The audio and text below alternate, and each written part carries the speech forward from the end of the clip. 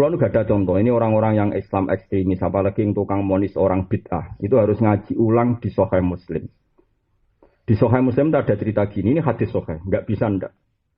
Ada seseorang itu sedang sujud tuh api-api ibadah. Terus diinjek sama orang fasik, diinjek, kepalanya itu diinjek. Barang diinjek, si yang sujud tadi mangkel. Saking mangkele fawwah, la yaghfirullahu la.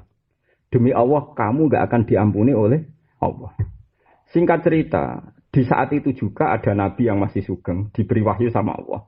Katakan sama fulan yang sujud, bagaimana mungkin dia mengatasnamakan sifatku pada seseorang hamba. Beritahu dia, saya mengampuni orang yang menginjek dia. Dan sujud dia tidak saya terima. Itu semua syurahul hadis sepakat. Allah itu tersinggung, namanya dicatut. Coba Allah itu menamakan dirinya Ghafur misalnya. Jelas ya, Allah menamakan dirinya Ghafur. Kemudian karena ini orang ini emosi, nama Allah dicatut. Terus diterapkan, Allah tidak akan ngampuni kamu. Kata Allah, "Man dzalladzi yata'alla 'ala fulan alla aghfira dzunubah." Bagaimana mungkin saya dipakai sumpah-sumpah, ditarik-tarik nama saya bahwa saya tidak ngampuni orang itu. Mulane terus ana ulama nggih netral, ki nek mangkel wong nek muni jancuk kakeane, wis iku luwih aman. Nah takoki pangeran ki jim dijancuk. Lah ngatas nama jenengan ya ora ora persis jawab. Paham nggih? Paham nggih? Resiko. Tapi nak sak kowe-kowe ya ora ono hisabe, wong kliru. Kan klirune sakit, dadi akhirnya keliruku ya biasa. Saya ulang lagi ya. Kita kan tidak pernah tahu tentang Allah. Tapi yang jelas sama nafsahu ghafuran. Allah menamakan dirinya itu Ghafur. Dan alam aturan syariatnya, siapapun buruk apapun, ada kemungkinan dia tobat qoblal maut. Apapun baik kita, ada kemungkinan su'ul khotimah. Dengan potensi seperti itu, kamu nyatut nama Allah atas nama apa coba? Misalnya saya ana wong lagi maling, koruptor, wis diburu KPK lah misalnya. Kowe gedeng kaya apa? Iso wae dekne sampean husnul khotimah. Iso wae sing nangkep sampean su'ul. Sing rasa apa? Makanya kiai-kiai alim, setahu saya kiai-kiai alim itu biasa kancanan koruptor. Ini bukan karena melegal. Kiai pikirannya ra koyo LSM.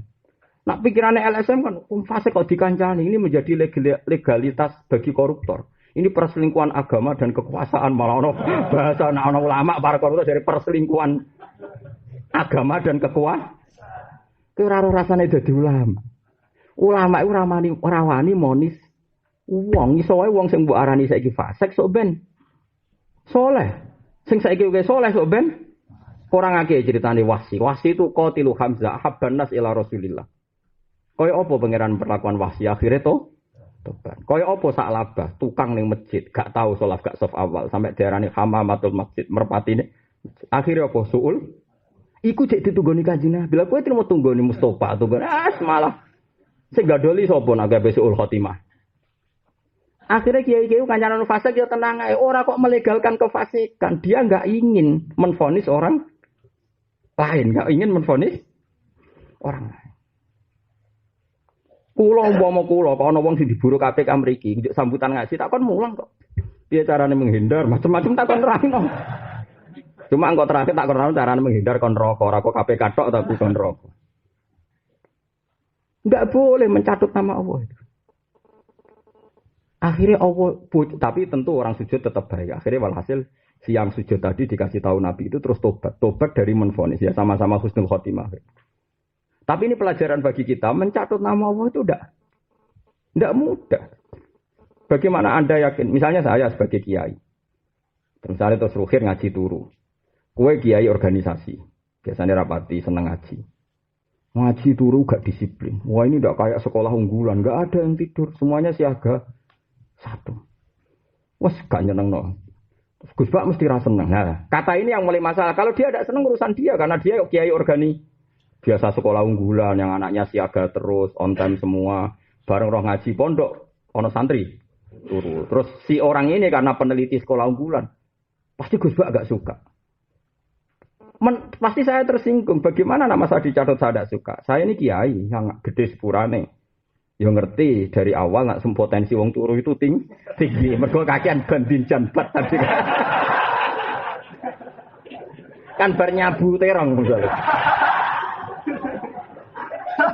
Nah, dengan pengalaman seperti itu kemungkinan aku melihat turu kan fenomena Biasa. Kemudian nama saya dicatut, Gus Bak mesti gak ridho, mesti saya kan tersinggung. Kowe iso nyifati aku sekasar iku. Aku ora ngono iku perasaanku mbek santri. Paham ya? Allah juga sama. Terus aku misalnya muni ngene, Allah gak bakal. Kalau begini betul, Allah gak bakal ngridani wong zina. Allah gak bakal ngridani zina, betul. Tapi kan ada nih, wong sing zina mesti sul khotimah, masalah. Loh, Allah orang ngridani zina jelas. Tapi karena wong sing zina suatu saat tobat. Gak iso, Allah mesti ridho mbek pengurus masjid iku ora mesti.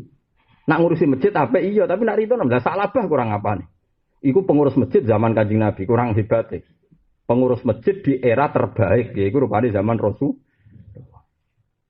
Enggak boleh nyatut nama Allah. Makanya ketika ane pangeran wala taqulu lima tasifu alsinatukumul kadzib hadza halal wa hadza haram. Mesti litaftaru ala wahil kadzib. Pasti kamu bohong. Nah kecuali yang mansus ya, yang mansus itu eksplisit disebut Quran dan hadis. Misalnya Nabi mengharamkan celeng. Iku ya darani celeng hukumnya haram dipangan. Tapi kira usah darani sing mangan celeng mesti atine atos. Pangeran nak butuh ngubah biar selesai. Rasulullah kurang sayangnya Allah ning Rasulullah. Sangat-sangat sayang. Pernah Nabi itu janggal bahwa orang yang membunuh Hamzah dan yang melukai beliau saat perang Uhud berat dapat hidayat. Nabi ngendikan kaifa yuflihu qaumun fa'alu bi anbiya'ihim hakadha. Nabi nyebut hakadha itu sambil menunjuk sanaya. Sanayahu ini karena ini rompal. Jadi Nabi itu pernah gigi serinya itu agak pecah sedikit. Tapi tambah ganteng. Itu masyhur. Orang kayak aku yang ngerompal terus pala. Jadi Nabi itu stres tedir ganteng. Iku bar rompal. Beliau itu enggak pati pede istri. Ini kabeh wong sepakat itu tambah ganteng. Wis bakat ganteng. Jadi rompal itu tetap ganteng. Makanya burdan anggap Nabi ku unik. Fadurru yazdadu husnan wa huwa muntazimun. Wale sayangku sukot dron ghairu muntazim. Jadi ngelem Nabi kenapa burdah dikatakan madhah terbaik. Nah ngelem Nabi weleng-weleng katakan fadurru yazdadu husnan wa huwa muntazimun. Untean mutiara. Mutiara itu kan indah dan mahal dan bersinar. Mutiara itu akan tambah indah kalau dia dirangkai. Misalnya jadi kalung. Fadurru yazdadu husnan wa huwa muntazimun. Mutiara itu tambah bagus kalau dirangkai. Tapi wale sayang usu kodron ghairu muntazimi. Misalnya mutiara tak jakok ning gone gegaman tangan terus tak sebar. Yo tetep apik wae. Ceblok ning ndi wae yo tetep apik. Misalnya jejer watu yo ketok apike. Gelasan ning dalan yo tetep ketok. Nah, Nabi itu sifatnya kayak itu. Pas fisiknya terangkai bagus ya tetap bagus. Ketika sudah gak terangkai bagus ya tetap bagus. Jenenge fadurru yazdadu husnan wa huwa muntazimun wale sayang usu qadran ghairu muntazim. Lah wong kok pinter ngelem sampai ngono. Iku wis wong kondang. Sampai Nabi itu mendengar lemane Burda itu enggak menangi Nabi sama sekali. Wong tiang anyar, Burda itu tiang anyar. Karena dia punya madah yang bahkan sahabat pun enggak pernah melakukan madah itu. Terus ngipi ketemu Nabi, terus dia dikasih kemul ya. Karena dia pas itu sakit. Wah ngipi dikemuli Nabi. Samane cung madhem kok apik. Saya dia tak kemuli Nabi mau dikan tak kemuli tok. Tangi mari kan. Mulane darani burdah. Burdah ku maknane apa? Kemul. Jadi terus dene bareng mari dibadi Nabi terus itu baru dipublikasikan. Di dulu dia ngelem tuh ikhlas ya, hanya dialeknya dia dengan Nabi di kamar. Tiap neng kamar madhe. Ikhlas. Ora di istighosahno riyen bareng mboten teng publikasian mboten. Ora didol mboten supaya ora ngono-ngono nak. Terus bareng diteni ketemu Nabi baru ngerasa legal dipublikasikan. Nah saiki kowe ora usah ketemu Nabi kesuwen terus ketok ya abot isi kowe dipublikasikan ya ana sing tepak nak balik untuk dhuwit nak sing balik wis pokoke ayem ngono ae. Tapi saya ingatkan tapi itu tetap baik ya. Apapun itu tetap baik namanya syiar terbaik. Walhasil Nabi itu kaifa yuflihu qaumun fa'alu bi anbiya'ihim hakadha. Termasuk tentunya Wahsy karena Wahsy itu qatilu Hamzah. Pembunuh Hamzah. Dan orang yang nyuwun sewu ya cara dhahir yang dipasutno Nabi. Tapi singkat cerita karena Nabi sering nyuwun sewu sering masukno zaman itu lah. Sebelum ada larangan sering masukno. Terus ayat turun laisa laka minal amri syai'un aw yatuba alaihim aw yu'adzibahum fa innahum zalimun. Muhammad kowe kekasihku lah, tapi nek intervensi aku ra iso, aku tetep pangeran. Ben aku iki barno cek nyepuro cek nyekso. Dadi laisa ora ana iku laka kedue sira Muhammad apa syai'un minal amri. Laisa laka minal amri syai'un aw yatuba alaihim. Dadi kamane cara terjemah mat kowe iku ya kekasihku, orang paling saya cintai, tapi urusan keputusanku iku hakku. Kowe aja intervensi aku.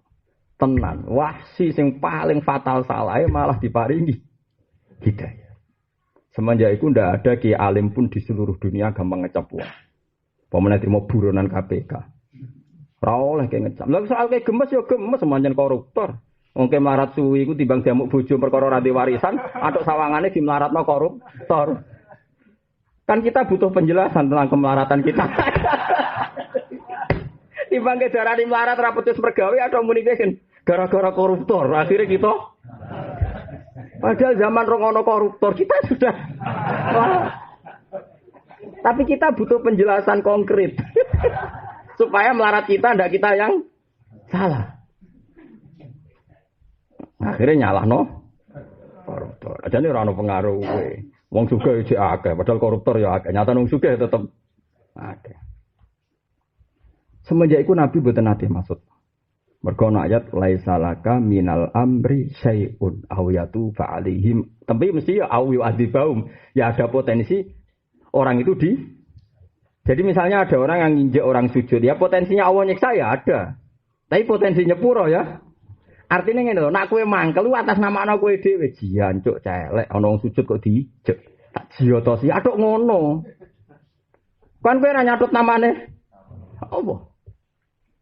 Paham? Jadi itu masalah paling susah dalam kita sebagai ulama. Kita siapa saja. Mergo wala taqulu lima tasifu alsinatukumul kadzib hadza halal